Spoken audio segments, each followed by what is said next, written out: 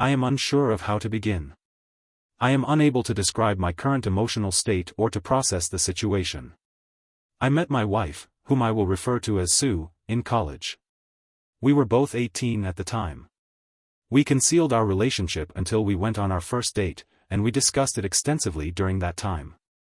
I was pleased that Sue pursued me, as I had been experiencing feelings for her.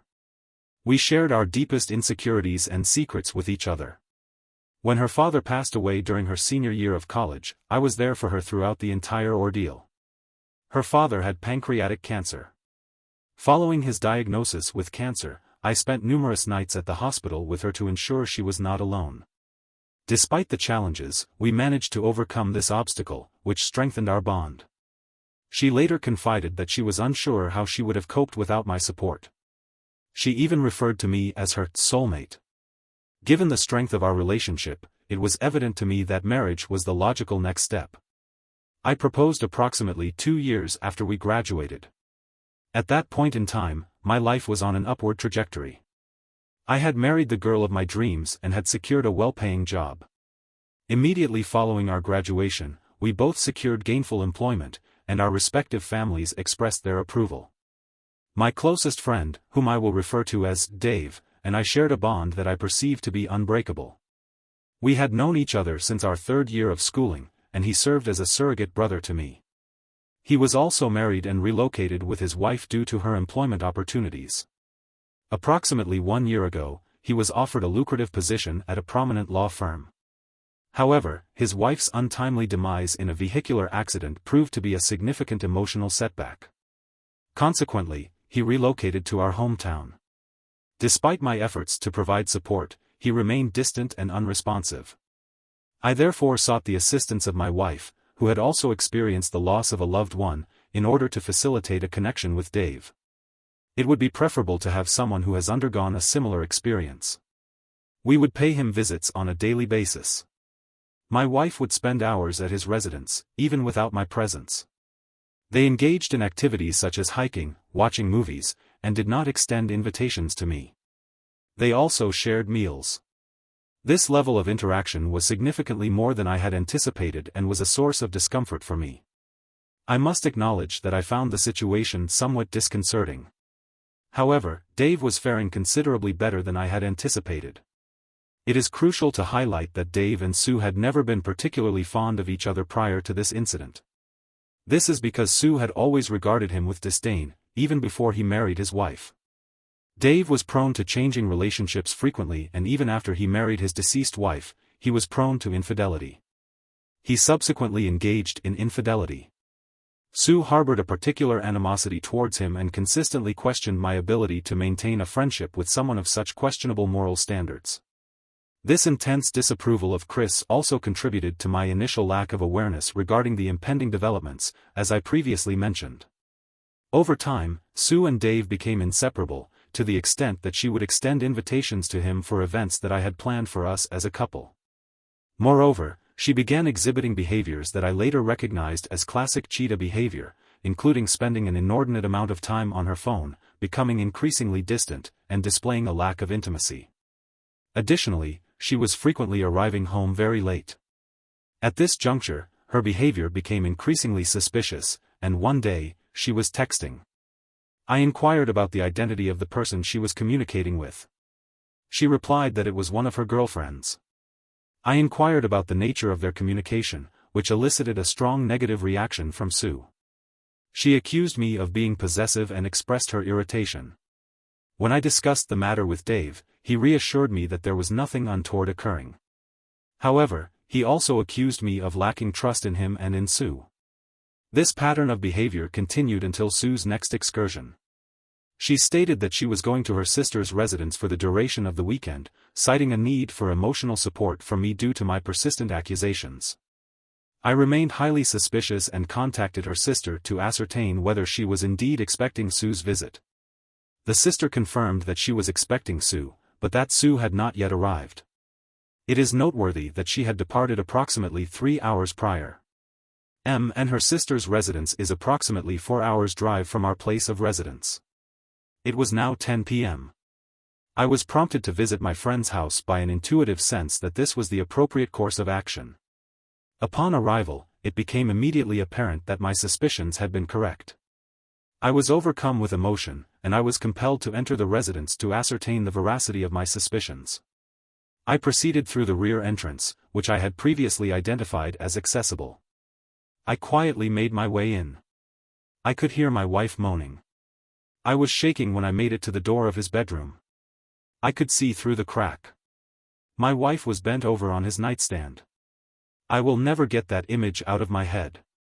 I am literally crying as I write this down. I pushed the door wide open, and they both froze, staring at me. It took every ounce of my being not to beat the I was subjected to a living hell by Dave. I simply walked away and entered my vehicle. I could hear them frantically searching for me, and my wife began shouting at me to stop and that she would explain. I was reluctant to look at her, so I drove away. I wept throughout the entire journey home, and they continued to contact me by telephone. I sought the support of a friend from my college days, and I have been in their care for the past week.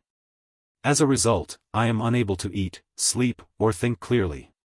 I informed my employer of the situation and was granted time off. I have been receiving phone calls from both Dave and Sue, as well as both of our families. I informed my family that I was doing well and would return soon, but I have not responded to anyone else since this situation is causing me significant distress. I am considering ending my life as a result of the pain I am experiencing.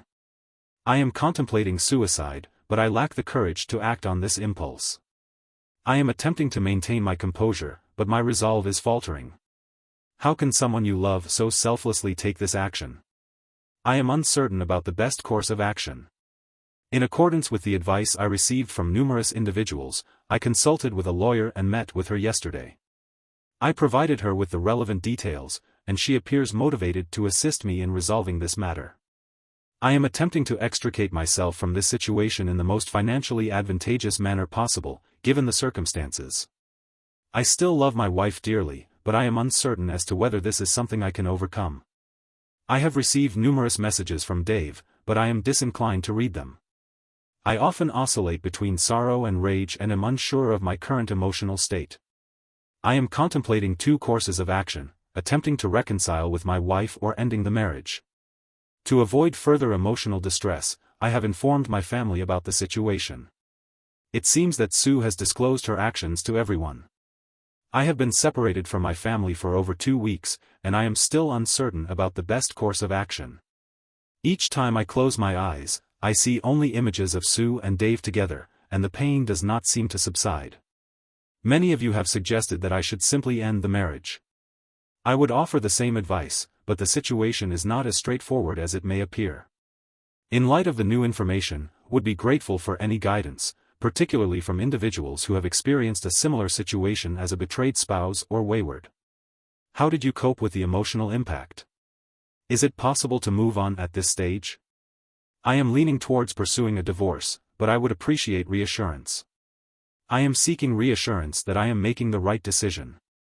I have been informed by her, as well as by family and friends, that she has been residing with her sister for the past few weeks. In one of her emails, she stated that she has only communicated with Dave once since I discovered the affair and terminated all communication with him. Her mother called me and apologized for her daughter's actions via text message. I did not respond to her calls. She identified herself as Sue. In another email, she stated that she was not going to leave me for Dave. She has feelings for him, but she does not love him. Dave is supposedly leaving soon, but he is apparently holding it off until he speaks to me face to face. There are many other details that I have not addressed, and I am probably leaving out some information. However, some of my family members furthermore, friends and colleagues have advised me to engage in dialogue with my partner and to move forward. I am currently at that stage of the process. Secondly, when I reflected on the marriage, I realized that the majority of my memories were positive. This is why I was initially determined to find a way to salvage the relationship. However, when I considered the infidelity, the way in which my partner and Dave manipulated the situation, and the way in which they made me question my own sanity, I realized that I could not continue in this relationship. As I delved deeper into the matter, I experienced a growing sense of indignation. I distinctly recall the intensity of Sue's anger when I inquired about her whereabouts upon her late return home. Similarly, Dave's disdainful expression when I confronted him about his relationship with my wife left an indelible impression. The infidelity itself was distressing, but what made it even more troubling was the fact that it involved my closest friend. Gaslighting is a phenomenon that I will never be able to fully process. It is understandable that I was deceived, but it is remarkable that someone can lie so convincingly and effectively. I am unsure how they were able to switch their narrative so seamlessly. I recall one evening when she returned home late, approximately 2 days before I discovered her infidelity.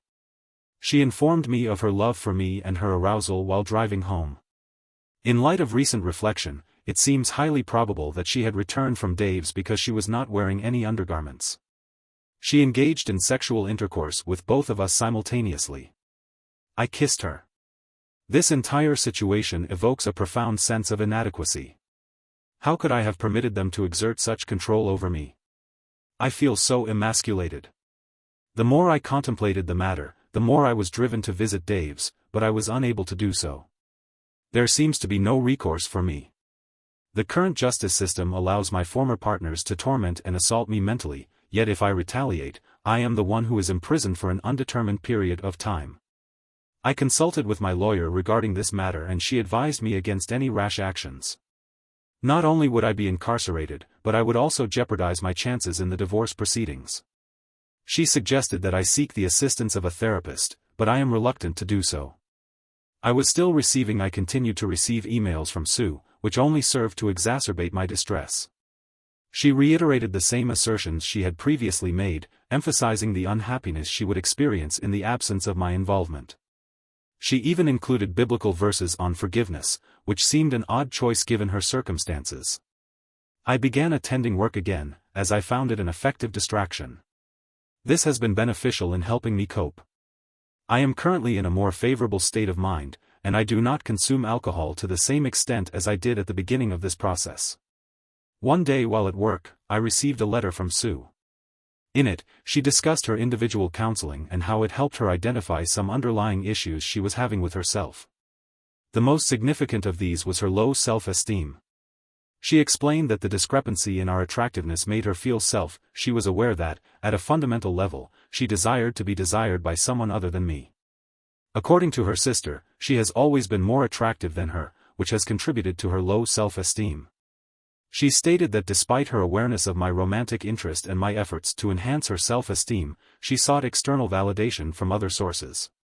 She reiterated her apology and asserted that it was not an excuse, but rather a means of ensuring that such an incident would not recur. In the event that I were to reconsider our relationship, she then proposed marriage counseling as a means of resolving the issues between us. However, I did not respond to this suggestion, nor to any subsequent communications from her or her family. I initiated divorce proceedings and, as the first order of business, we had to split our finances. Unfortunately, I was unable to extricate myself from the marriage without her consent. Each of us has a separate account, as well as a joint savings account. Despite my significantly higher income and greater contributions to the account, I am unable to access funds from it without her consent. It seems likely that I will have to split the account 50-50, so I have proceeded with filing for divorce. The divorce papers were served to her a few weeks ago, and the proceedings commenced on the very day she was served. She arrived at my apartment with the divorce petition in her hands. I am unsure how she located my whereabouts. We gazed at each other for what felt like an extended period, and the pain and emotions from that night resurfaced. With renewed vigor, I was on the verge of tears, yet I did not shed them. She appeared to have been crying, and she rushed towards me, attempting to embrace me. I gently pushed her away, which seemed to infuriate her. She began shouting, asking why I was giving up on us so easily and suggesting that we could simply talk it out at this point. I decided that I was compelled to remove myself from her presence, which evoked a complex array of emotions. I was acutely aware that any further interaction might result in actions or statements I would subsequently regret. I attempted to retreat to my vehicle, but she physically ascended the hood. I inquired about her intentions, and she responded that her sole desire was to engage in discourse regarding the dissolution of our marriage. In such a manner, without at least attempting to resolve the issue, I acquiesced because she was not accepting my refusal and was creating a disturbance. We proceeded to my apartment, where I simply listened to her further. She stated that she would do anything to save our marriage, that she does not love Dave, and that she is sorry. She then proceeded to conduct research on how we could move forward, suggesting a trial separation. During this period, she stipulated that I could date other individuals, but that I should refrain from initiating divorce proceedings and, at the very least, allow her the opportunity to repair our relationship. She also proposed a number of other unconventional solutions, including a one-sided open marriage. She proposed a one-sided open marriage and presented me with anecdotes about couples who had survived infidelity. She even suggested that we relocate to a different state or even a different country. I found this suggestion particularly hurtful because we had discussed moving and starting a family not too long before this incident occurred. When she was finished, we sat in silence, staring at each other. I then inquired about her rationale for engaging in the affair and for choosing to cheat. She began to sob uncontrollably when I inquired about her rationale for engaging in the affair. She stated that she experienced significant guilt during the act itself, yet she was unable to cease the affair due to her profound involvement. She further explained that she was so deeply invested in the affair that she did not consider the potential consequences or the loss she would endure. She also revealed that counseling led her to recognize that she would likely have engaged in infidelity at some point, either with Dave or with another individual.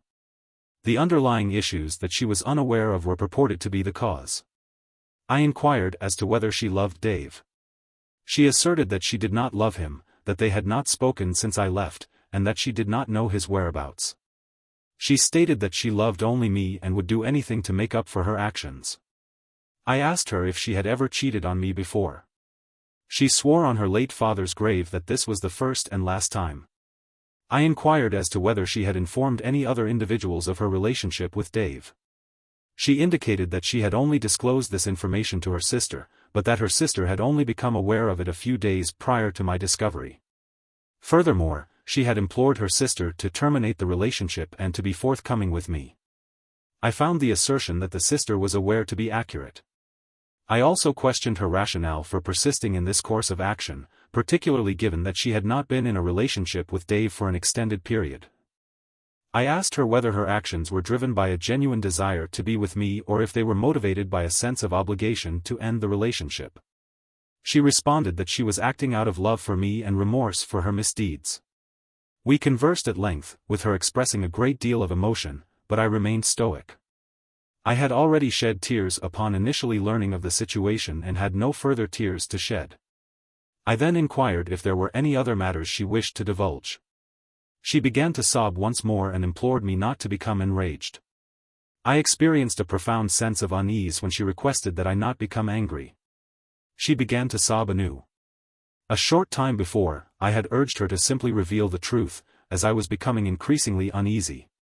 She then disclosed that she had discovered she was pregnant shortly after I had departed, and that she had undergone an abortion due to uncertainty regarding the father's identity. She stated that she believed that if the child were to be Dave's, there would be no possibility of reconciliation, and that she felt compelled to take this action. I was utterly astonished and disbelieving, and she began to plead with me even more earnestly not to let this be the end. I was rendered emotionally numb by the situation. I requested that she leave, and she implored me to stay, stating that we still needed to discuss the matter. This relentless pleading was, in and of itself, highly irritating, particularly when coupled with the recent information I had just received.